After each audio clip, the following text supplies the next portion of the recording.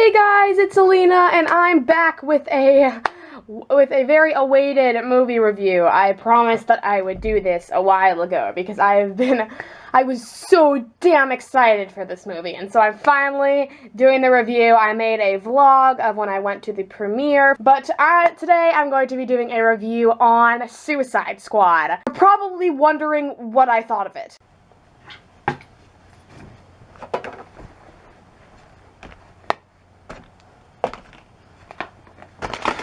I loved it. Okay. I'm putting all this back. This is, yeah. I loved it, okay? Okay, so there's been a lot of controversy about this movie. It's really 50-50. It's like you either loved it or you hated it. I was with the people who absolutely loved it. So I just have a list of notes. I'm just going to go through them and talk about different points in the movie, and yeah. So first things first, DC is back, baby. Like, I honestly think that this is like Batman vs. Superman. We don't have to talk about Batman vs. Superman. I didn't hate it, but it wasn't the best start to the DCCU or whatever they're calling it now. It's supposed to be like the DC Cinematic Universe, so it should be DCCU, shouldn't I don't know what they're calling it now, but that wasn't the best start. I think Suicide Squad was the perfect foundation for the next level of Justice League and beyond, which I am so damn excited for. You don't even know. So this was such a great foundation. It respected the comics so much, and that is very important to me as an avid comic book reader and a person who's read the Suicide Squad comics series. Like, it was so faithful to these characters and to these circumstances, and it was just so well done as a whole, and like they really they went with the comics and they didn't stray far from it, and I highly appreciate that. Okay, a lot of people had issues with the pacing. I thought the pacing was great. I thought it was a perfect balance of like low, then action, then low, then action. It was built very much like, I've heard people say that like it was built very much like a video game. I didn't have a problem with that. Like, I thought the pacing was well done. I also really liked how a lot of this movie was written. There were certain scenes that I was just like, wow, whoever wrote this, major props to them. That being the club scene with Joker and Harley. I thought that was super interesting. I'll probably talk about that again later. Some of the flashback stuff, also going to talk about that later. The bar scene was excellent, where the squad was going to like quit, and so then they went to go, and then like that was so well written. Like, yes. Alright, and now I want to get on to probably what everyone wants to hear my opinion about, due to the fact that half my room is themed after this character, and I want to talk about Harley Quinn. Okay, so if you did not know already, Harley Quinn is probably my one of my all-time favorite fictional characters, period. I have the Harley Quinn pillowcases, I have the Harley Quinn action figures, I have Harley Quinn posters. You can probably see that one right there. I have more over here. I have a Suicide Squad on. Like, I am freaking obsessed with Harley Quinn. I have like 10 t-shirts. I have like all the jewelry from Hot Topic. Like, Harley Quinn is my queen. You've probably caught on to that already if you've watched at least 3 of my videos. So I'm a huge Harley Quinn fan. That's the whole reason why I was so excited for this movie, because it was Harley's first live action appearance, and I was really happy with Margot Robbie's casting when it was officially announced, because she looks exactly like Harley. Like, if you know what I'm saying, like, she was like the perfect actress visually to pick for Harley, because she looks like Harley, because it's like you could, Harley. And I have to say, Margot Robbie blew me away in this movie. She was everything I could have wanted and more. She's basically the thing that everyone is praising in this movie, that everyone's like, even if you didn't like this movie, Harley was great, or like, I wasn't a huge fan of this, but Margot Robbie was excellent. Like, Harley Quinn was so damn fantastic. Like, she wasn't the main focus of this movie. I would say Deadshot was the main focus of the movie, but she was so amazing. I cannot give enough thanks to Margot Robbie for blessing us with that wonderful adaptation. Like, you can tell that she did her homework. Like, she went straight to the animated series, to Batman the Animated Series, and said, this is what the fans want, this is what I'm gonna do. Because that is the Harley that she represented, not the New 52 Harley, not Assault on Arkham Harley, not the Arkham video games Harley, 1992 animated series, and that's exactly what I wanted. Like, she was so on point to that character, to that version of Harley Quinn, and I just cannot wait to see more of Margot as Harley in the future. There's officially been a Harley solo movie confirmed for 2019. I could not be more excited. I could also not be more upset that it's so far away. Like, how do they expect me to survive until then? How? But yeah, she was amazing. I loved her so much. I cannot wait to see Margot do more with her character, because I think that she's really going to make a difference in this comic world with this adaptation. Also, before I move on from Harley, I just want, like, the Easter egg with both of the Easter eggs with her suit. I almost screamed, but I was in the movie theater, and so I couldn't, like, okay, so the part, like, the little when they were doing the flashbacks, and they had the little Alex Ross artwork cameo thing with, like, her and Joker, and they had I nearly had a heart attack. I kid you not. Like, that was so perfect. Like, there were so many Easter eggs in this movie that I just, like, appreciated so much. You could tell that they just, like, put those in there for the fans. And I just, bless. And then, like, when she, like, took it out of the crate, when they were, like, going through the boxes of, like, all, like, their superhero gear, I nearly shed a tear. Like, ugh.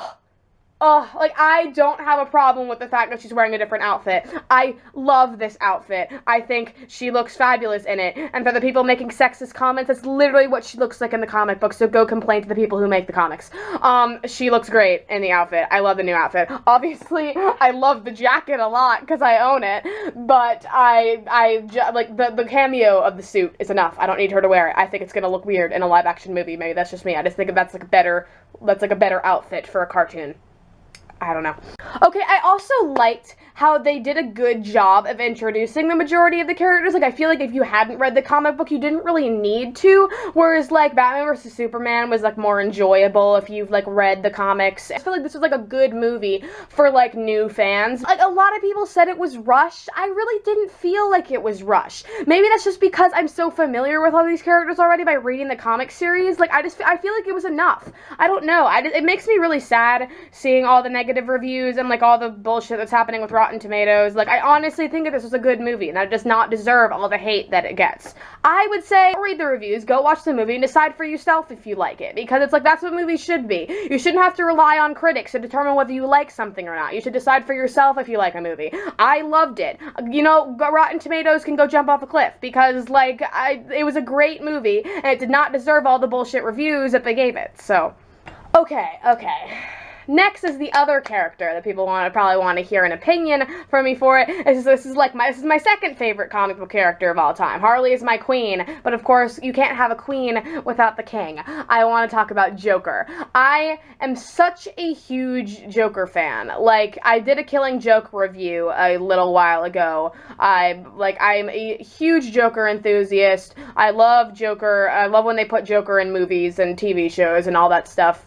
Not a Heath Ledger fan, though. I've been over that, but I'm not going to talk about that. That's not who I'm here to talk about. I'm not here to talk about Heath Ledger. I'm here to talk about Jared Leto, because Jared Leto did such a good job. Okay, Jared Leto's Joker has also been a huge controversy at the moment, because, okay, first of all, he did not get enough screen time for people to really judge him thoroughly. That's my problem. He got maximum 10 minutes in this movie. That being said, I did not expect him to get more than that, because this is not a Joker movie, it's a Suicide Squad movie, and Joker is not in the Suicide Squad. So the people who are upset about that information obviously did not do their research, because you should know that Joker is not in the squad, therefore this is not a Joker movie, and he was just going to be in this movie for Harley. This is information that we've been over before. And it gets me really annoyed when people make comments like that, because it's like, obviously you have not done your research prior to posting this comment, because this information was already, like, this was already an idea that most people were aware of. So you really shouldn't be surprised. Although, Of course I would have loved to see more Joker in the movie. I would have loved to see more Joker. I thought there was too much Deadshot. I think I would have loved to see a little more Joker, especially because they deleted the majority of the Joker scenes that they filmed. Apparently they filmed enough scenes to make an entire Joker movie, and they're not even releasing it on the extended cut on the DVD. And I'm just like, David. Come on, man.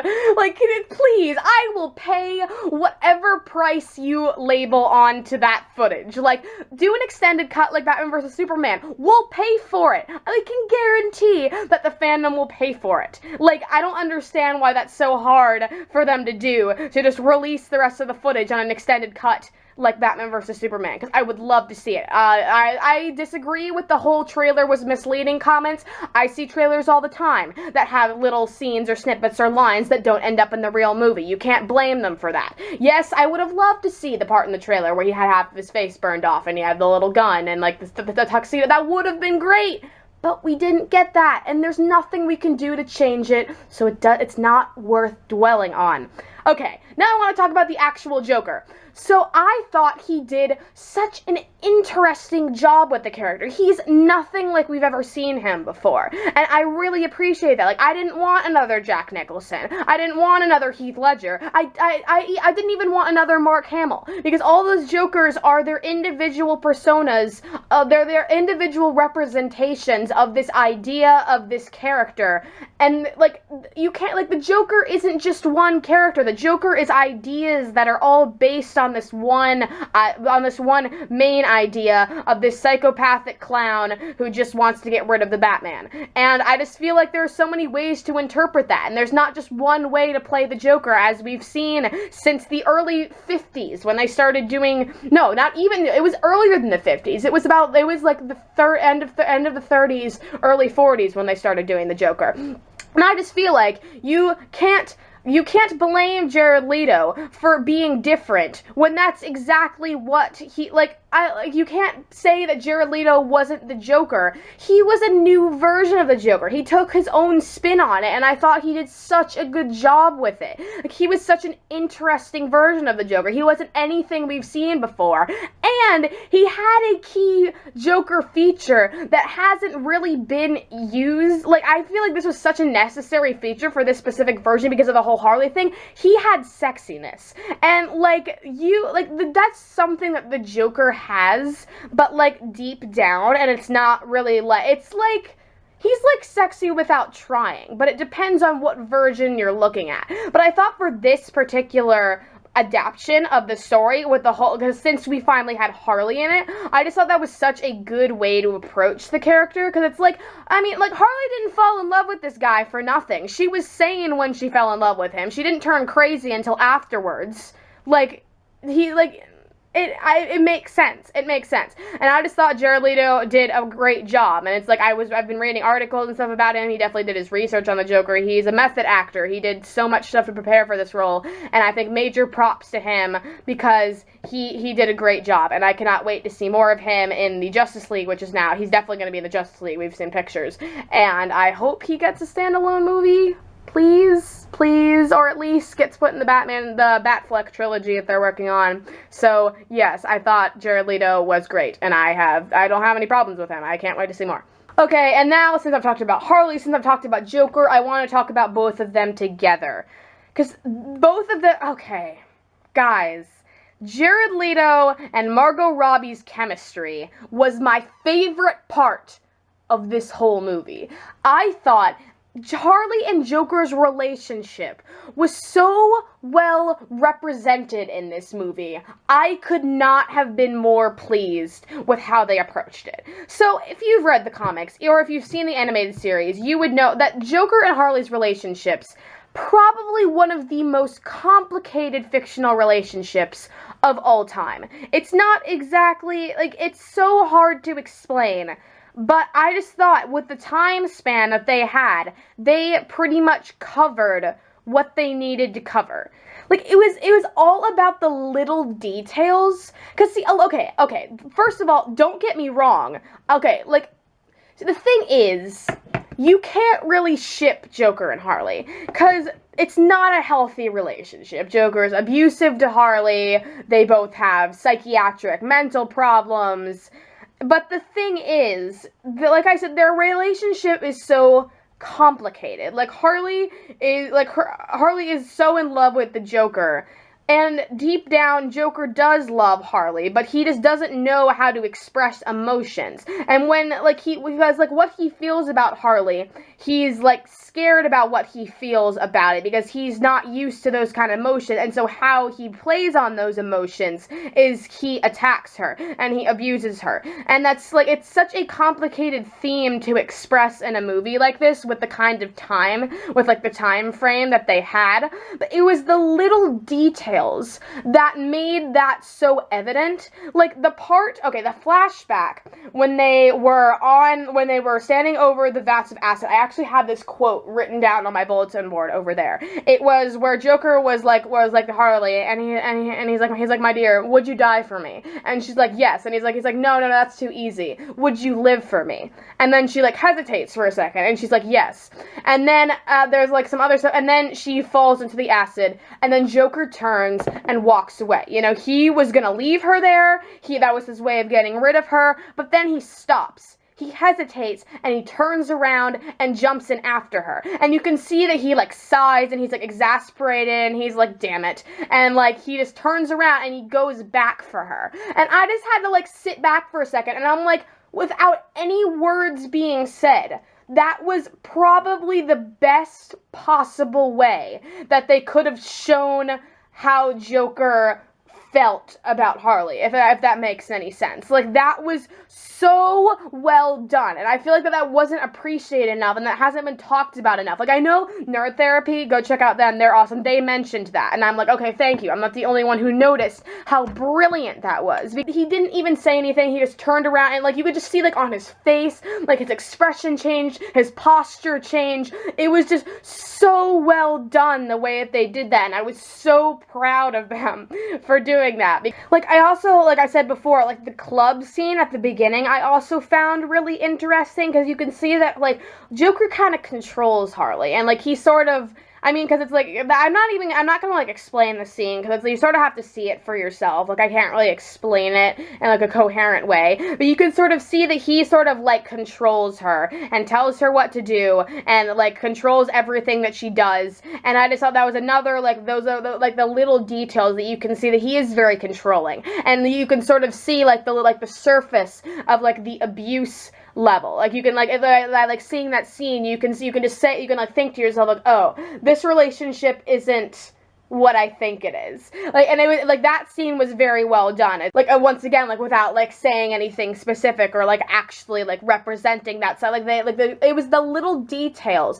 and the acting skill. Like, you can tell, like, they did their research on this relationship. The director did his research on this relationship, and I just, like, I could not be happier, because I was really afraid that it was gonna turn into this shippable love fest, and that's not what I wanted. That being said, they were so damn cute in this movie at some point. Like, I'd say the thing is, because, like, you can't ship Joker and Harley. You just can't. It's wrong. You shouldn't support that. But Jared Leto and Margot Robbie, I will ship that till the day I die, because they are so damn cute in all the interviews they do. Like, you can't, like, no. And their chemistry is just perfect. And then, like, I loved the scene where Joker came to pick her up in the helicopter, and then, like, they had that kiss, like, on, like, while they were just, like, standing in the helicopter and being shot at, and then he was, like, wearing the suit. He's like, oh, you got all dressed up for me, Puddin', and I'm just like, stop it. This is too much for me right now. Oh, this whole movie just gave me so many feels for Joker and Harley, because it's like, this is all I've ever wanted. This is all I've ever wanted, was to see Joker and Harley's relationship represented in a cinematic movie. And then this is probably going to be the last thing before I leave Joker and Harley, because I've talked about them way too much. This is just, like, that was the whole movie for me. Like, that was... They were so good. They were so good. But the last thing I want to talk about was the little snippet that nearly brought me to tears. Like, I was with my friend Dylan, and we were, like, sitting there, and when this part happened, we just, like, looked at each other, when we were just like, No, no, not today, not today. It was the part when they were about to go fight Enchantress, and she's like, I can give you what you want, I can give you what you want, I know what you want. And she gave them, like, the little, like, the day, like, the little, like, they're not flashbacks, they're not, like, anything, but they're, like, little, what is the word that I'm looking for? They're, like, hallucinations of, like, their biggest dream, and so it's, like, Deadshot was, like, killing Batman, Diablo was to be reunited with his family. Harley's broke my heart. It was like her and this really domestic house holding a baby. There's another baby in a little high chair. She had curlers in her hair. She was like such a stay-at-home mom. And then Joker comes in without all his makeup, and I'm just like, are you actually kidding me? Like, that was not, no. Like, that, like, 10 seconds was just too much for me. And, like, it's not, you don't even it's, like, the thing that makes me so sad about seeing that is because it's, like, you know deep down that they're never gonna get that. Like, you don't even understand how sad it is for a fan like me to, like, see that and just, like, want the best for Harley, because it's, like, I love Harley's character so much and I just want her to be happy with someone, but it's, like, the thing with her and Joker, it's, like, they're never gonna get that because, like, of all the shit that they've gone through, they're gonna end up either in jail for the rest of their lives or dead, and they're just never gonna get that happy ending, and that makes me so upset, because it's, like, I was talking to my other friend about it, and she was like, maybe if she hadn't broken Joker out of Arkham, and if she hadn't jumped into that acid, she could have rehabilitated him, and maybe they could have gotten that. I'm like, don't even go there. Like, I don't even want to think about that, because, like, it's so, like, no, that scene broke my heart. Like, you don't even understand. Oh, stop it. Whoever made that whole thing is a genius, because that's, like, stop it. Okay, I'm finally gonna move on from Joker and Harley because I can't talk about them anymore. I could literally sit here and talk about Joker and Harley for hours. I need to talk about the rest of the movie because otherwise it's not a movie review, it's a Jared Leto and Margot Robbie's Harley and Joker review. So, moving on. So another big part of this movie was Enchantress, who I have over here. I have is the Enchantress, who I got in the Legion of Collectors box. Enchantress. So she was the main villain of the movie. That surprised a lot of people, me included. Like, I did not, I thought she was part of the squad. Like, I'm not even joking. Like, because, I mean, she was in the original Suicide Squad. Like, I have the comic book over here. Hold on, let me see if I can find it. Okay, so right here in Suicide Squad 1, this is from 1987.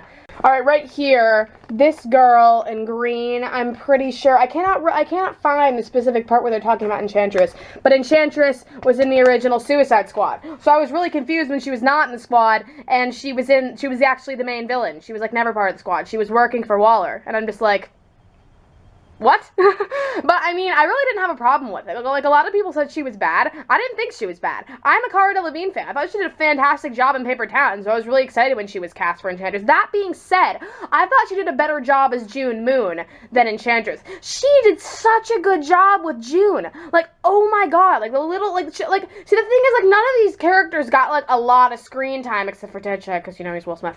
But, like, she got, like, little snippets every once in a while with like, scenes of her and Rick, which was really well done, by the way. But, like, Cara Delevingne acted out, like, this, like, very, like, not, like, schizophrenic, but, like, very, like, jittery, constantly nervous, like, because, I mean, she's possessed by a freaking demon. Like, she lives in constant fear that she's gonna be randomly taken over, and then she's being forced by the government to turn into this creepy monster for their own, you know, like, weird projects, and it's like, I felt so bad for her, and you could, like, see it, like, in her expression, and her posture, and in her acting, like, how hurt the character was, and I just thought Cara Delevingne did such a good job with that, and, like, props to Enchantress. By the way, she was creepy as hell. Like, if they wanted to make her scary, they succeeded. Because she creeped the hell out of me sitting there in a dark movie theater. Like, if she showed up in my room, I would die on the spot. Like, when she was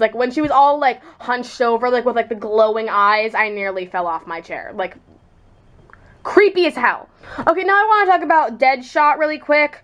First things first, I'm not a Will Smith fan. I don't like Will Smith. I think he's one of those actors that doesn't play a character. He plays Will Smith playing a character, if you know what I'm saying. But I think he did a pretty good job in this movie. I still think he had too much screen time. Like, I think that they could have, like, distributed that a little more to, I don't know, maybe Joker. But, yeah, I thought he did a good job. I actually thought he represented Floyd Lawson really well, like, both, like, the Floyd side of things and the Deadshot side of things, and it's like, the thing that they did with his daughter. I thought that was great. Like, you could, like, his acting was actually really well done. Another thing about Deadshot, so damn glad that he and Harley didn't hook up, because that happened in the comics, and I was furious. Although Harley and Joker were broken up in the comics and they were together in the movie, but still. So relieved. No. Harley and Deadshot, big no. No. Next is Diablo. I thought he was really interesting. Like, I didn't expect much from him, and I thought he did a really great job. Like, the actor did a really good job with, like, this very, like, conflicted guy who, like, doesn't want to use his abilities because the last time he used them, big consequences. He accidentally killed his family, and it's like, that made me really, really sad, because it's like, in the comics, he just, like, like, in the comics, it wasn't his family. In the comics, it was just, like, I think it was, like, some, like, women and children that was, like, accidental. But in this one, it was his family, and I thought that was, like, more of, like, an emotional connection. I could totally feel, like, you could, like, see the emotion, and I felt it, and it was good. And then, like, when he sacrificed himself for the squad, I'm just like, no. But, like, I knew it was coming. I have to say, I knew it was coming, but, like, I still felt sad about it, and, like, yeah, you, like, really felt for him, and I just very sad that he won't be in the Suicide Squad sequel, but, because he's dead. But, at the same time, it's DC, and, I mean, they brought Joker back from the dead in half an hour, so, like, his helicopter blew up. Okay, anyways, getting off track, back to the rest of the squad. Captain Boomerang, I thought was awesome. Like, Jay Courtney is such a cool guy. He was, I liked him a lot in Divergent. And it was really weird seeing him go from Eric, which is, like, a really despicable character, to Captain Boomerang, who was, like, the totally chill dude, like, comic relief. I really, really liked him. Like, the whole pink unicorn thing. For those of you saying they copied Deadpool, okay, leave. Like, that was from the comics, okay? Stop. And, like, that little scene that he had with the Flash cameo, I did not see that coming. I was so excited, because I'm so damn excited to see Ezra Miller as Flash in Justice League. Like, I'm ready. I am ready. Katana, she was boring. She was so boring, okay? I know some people are probably gonna give me hate for this, but it's like, she didn't do anything. Like, nothing. She was literally just there to be Rick Flag's little, like, sidecar. And just, like, to, like, threaten people with about to pull out her sword when they did something stupid. Like, stop. She was just boring. She added zero substance. Like, no. Just, I feel I don't know. She was just meh. Just meh. And then Croc. Same thing. Like, nothing special. I just feel like he was so much cooler in the animated series and, like, the comic books, and I just feel like, and then I also, once again, going back to nerd therapy, I completely agree with him. He should have been much bigger. Like, add some CGI to that dude. Like, what the hell? He was literally shorter than Deadshot. I'm just like, Killer Croc is supposed to be like this massive monster, not like this human with crocodile skin. I don't know what they want, like. And then Amanda Waller can just go jump off a cliff into a vat of acid. Like, I hate her in every single version of, like, she is the Umbridge of the DC universe. You're supposed to hate her. But the thing is, with Umbridge, you love to hate her. Whereas Amanda Waller, I just want her to, like, leave. Like, Amanda Waller is just the most despicable character in the entire superhero universe. Like, not just DC. She's just an awful person. And, like, no. Going back to cameos, I also loved Batfleck's cameo. Gotta love me some Batman. I freaking love Batman. I love seeing Batman in any opportunity where there could possibly be Batman. So that was great. That was That was great. I really loved the scene that had Batman, Harley, and Joker, and then, like, I've seen this scene so many times, because it was on Jimmy Fallon, too, where Joker just, like, looks over at Harley, and he's just like, we've got company, and Harley's like, Batsy, Batsy, Batsy, and he just, like, jumps onto the car, and then she's like, no, you're ruining date night, and shoots the roof. I just, like, burst out laughing, because that was so freaking awesome, and I just felt like that was such a Harley line for her to say that, and I was just, like, so satisfied. And then, like, yeah. Also, just a little side note, I loved the soundtrack. I want to get it on CD, because the soundtrack was great, although we've known what the soundtrack has been for months, so I'm not really going to talk about it, but, Panic! At the Disco's cover of Bohemian Rhapsody, oh dear, it was like, my heart stopped for 5 minutes, like, for however long that song was, because that was, like, that was heaven as a sound, and on a, like, Brendan freaking Urie is an angel, and that song is just, guys, go listen to it if you haven't already. And then one last thing, this is also another Harley thing. I just want to talk about Harley because I love her so much. But I also really liked how they ended the whole Enchantress thing. Enchantress was like, you should join me, and everyone's like, no, and Harley's like, maybe we should, you know? And they're like, but we need to save the world, and she's like, what has the world ever done for us? And I'm just like, valid point, Harley. Valid point. And she just, like, goes up to Enchantress, and she's like, I lost my pudding, but you can get him back, can't you? And I'm just like, no, don't do this to me. And then Harley, like, kneels down, and she grabs the sword, and she stabs Enchantress. And, like, she changed her mind. And see, the thing is with that, like, most people would just look at that and not think much of it. But I was so proud of that scene, because it's, like, a lot of people, all they think of when they think of Harley is the Joker's girlfriend. But that's her purpose. She's supposed to be there to be the Joker's girlfriend, just be the Joker's sidekick, do whatever he tells her, that he controls everything she does. And I feel like that little snippet of a scene just showed that, you know, she doesn't need the Joker in her life. Like, Joker was dead, and she had a chance to get him back, and she didn't take it for the sake of everyone else. I also thought that represented the anti-hero side of her, because she's not exactly a villain anymore, like, especially with her new series. She's more of an anti-hero now, like Deadpool, and I just thought that was so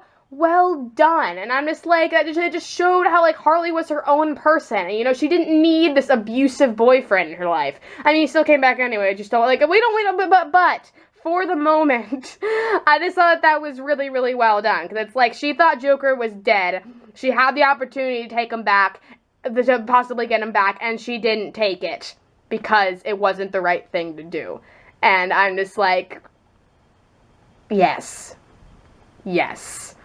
So that concludes my extremely long review. I'm so sorry, I just had so much to talk about for this. Overall, I love this movie. I thought it was a perfect balance of being funny, of being witty, of being action-packed, of being dark. I just thought it was everything that the DC Cinematic Universe needs to be right now. And I couldn't be more excited for Justice League. I couldn't be more excited for all the spin-offs that are coming, like all the solo movies and the Harley movie. I literally am, like, living for 2019 right now, because that's all I need in my life. But sadly, I have to wait a very long time. But yeah, I would love to hear what you thought of the movie if you saw it, and I would say if you haven't seen it, go see it, but you really shouldn't be watching this if you haven't seen it, because I just spoiled everything. But yeah, I hope you liked it. If you saw it, let me know down below. I'm just, like, randomly playing with this Harley action figure. But yeah, please comment, subscribe, tell your friends, and I'll see you next time. Bye!